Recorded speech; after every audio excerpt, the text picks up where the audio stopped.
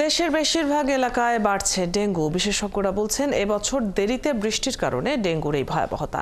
আর সাধারণ মানুষের দাবি, প্রতিটি স্থানীয় সরকার কাঠামো ভেঙে পড়ায় সময় মতো মশক নিধন কার্যক্রম চালানো সম্ভব হয়নি। এদিকে চিকিৎসকরা জানান, ভয়াবহ শক সিনড্রোম নিয়ে বেশিরভাগ ডেঙ্গু রোগী হাসপাতালে ভর্তি হচ্ছেন। সহকর্মীদের তথ্য ছবিতে প্রতিবেদন।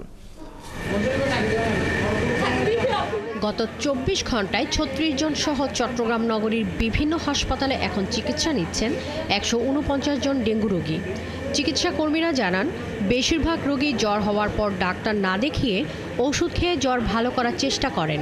পরিস্থিতি খারাপের দিকে গেলে হাসপাতালে ভর্তি হন। আর চিকিৎসকরা বলছেন, এখন ডেঙ্গু রোগের লক্ষণ পাল্টে গেছে।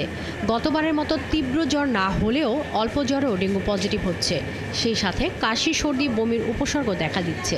আমাদের সাজেশন থাকবে জ্বর হলেই দ্রুততার সাথে এসে পরীক্ষা করানো।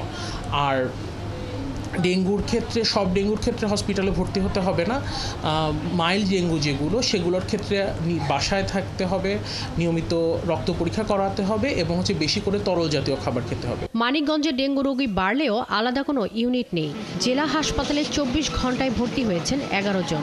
চিকিৎসকরা বলছেন, ডেঙ্গু রোগীর সংখ্যা বাড়ায় মেল ফিমেল ওয়ার্ড সহ সাধারণ ওয়ার্ডের অন্য রোগীদের সাথেও চিকিৎসা দেওয়া হচ্ছে। এটার প্রাদুর্ভাব যখন আরেকটু বাড়তে থাকবে, আমাদের প্রস্তুতি আছে।